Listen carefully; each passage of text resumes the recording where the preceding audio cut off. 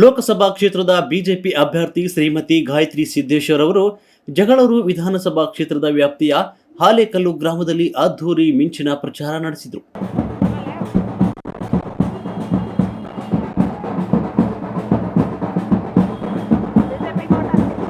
ಈ ವೇಳೆ ಗ್ರಾಮಸ್ಥರು ಶ್ರೀಮತಿ ಗಾಯತ್ರಿ ಸಿದ್ದೇಶ್ವರ್ ಅವರು ಅದ್ಧೂರಿಯಾಗಿ ಸ್ವಾಗತ ಮಾಡಿಕೊಂಡರು. ನಂತರ ತೆರೆದ ವಾಹನದಲ್ಲಿ ಮತಯಾಚನೆ ಮಾಡಿದರು. ನೋಡ್ರೆ ತುಂಬ ಸಂತೋಷದ ವಿಷಯ. ಯಾಕೆಂದರೆ ಮೋದಿಜಿಯವರು ಬಿಟ್ಟರೆ ನಮ್ಮ ಕ್ಷೇತ್ರದಲ್ಲಿ, ನಮ್ಮ ದಾವಣಗೆರೆ ಕ್ಷೇತ್ರದ ಎಲ್ಲ 8 ಕ್ಷೇತ್ರದವರು ಕೊಟ್ಟಿದ್ದೀರಿ ಅಂತ ಹೇಳ್ಕೊಳಕ್ಕೆ ಹೆಮ್ಮೆ ಆಗುತ್ತೆ. ತಾವೆಲ್ಲ ತಿಳಿದಿರೋ ಹಾಗೆ ನಮ್ಮ ಈ ಅಭಿವೃದ್ಧಿ ಕೆಲಸ ಆಗಿರೋದು ಅಂದರೆ BJP ಸರ್ಕಾರ ಬಂದಾಗೆ, ರಾಜಣ್ಣನೇ ಆಗಿರಲಿ, ಜಗಳೂರು ರಾಮಚಂದ್ರಣ್ಣನೇ ಆಗಿರೋದು ಅಂದರೆ BJPಯಿಂದ ಮಾತ್ರ. ಅದೇ ಕಾಂಗ್ರೆಸ್ ಸರ್ಕಾರ ಇದ್ದಾಗ ಏನೂ ಅಭಿವೃದ್ಧಿ ಕೆಲಸ ಆಗಿಲ್ಲ ಅಂತ ತಮಗೆಲ್ಲ ತಿಳಿದಿರೋ ಅಂಥ ವಿಷಯ.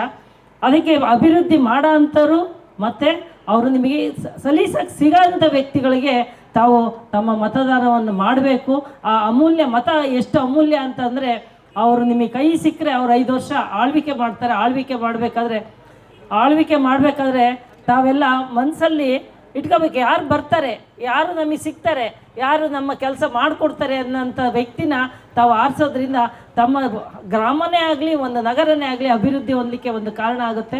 ತಾವು ಈಗ ಒಂದು ಈಗ ದೇಶದ ನಮ್ಮ ದೇಶನ ಅಭಿವೃದ್ಧಿ ತಗೊಂಡೋಗೋಂಥ ವ್ಯಕ್ತಿ ಯಾರು ಅಂದರೆ ಮೋದಿ. ಕಾಂಗ್ರೆಸ್ ಸರ್ಕಾರದಲ್ಲಿ ಯಾರೂ ಒಬ್ಬ ನಾಯಕ ಇಲ್ಲ.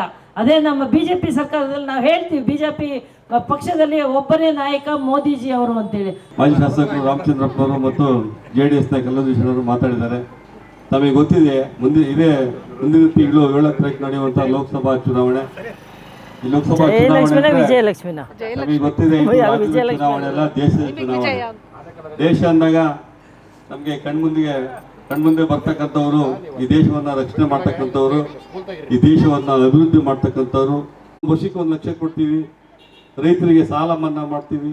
ಈ ಸಂದರ್ಭದಲ್ಲಿ ಜಗಳೂರು ವಿಧಾನಸಭಾ ಕ್ಷೇತ್ರ ಮಾಜಿ ಶಾಸಕರಾದ ರಾಮಚಂದ್ರಪ್ಪ, HP ರಾಜೇಶ್, BJP ಯುವ ಮುಖಂಡರಾದ ಅನಿತಾ ಕುಮಾರ್, GS ಪಲ್ಘಟ್ಟಿ ಮಹೇಶ್, JDS ಪಕ್ಷದ ನಾಯಕ ಕಲ್ಲರುದ್ರೇಶ್, ಇಂದಿರಾ ರಾಮಚಂದ್ರ, ರೂಪಾ, ವಿಜಯಲಕ್ಷ್ಮಿ ಮಂಡಲದ ಸದಸ್ಯರು, ಗ್ರಾಮ ಪಂಚಾಯಿತಿ ಸದಸ್ಯರು, ಬೂತ್ ಮಟ್ಟದ ಅಧ್ಯಕ್ಷರು, ಗ್ರಾಮದ BJP ಮುಖಂಡರು ಸೇರಿದಂತೆ ಜಗಳೂರು ವಿಧಾನಸಭಾ ಕ್ಷೇತ್ರದ ಮುಖಂಡರು ಹಾಜರಿದ್ದರು. ನಿಮ್ಮ ಆಶೀರ್ವಾದ ಇರಲಿ ಸಾಕು, ನಿಮಗೆ ನಿಮ್ಮ ಆಶೀರ್ವಾದ ಇರಲಿ ಸಾಕು. ಯಾವತ್ತೂ ನಿಮ್ಮ ಆಶೀರ್ವಾದ ಇರಲಿ.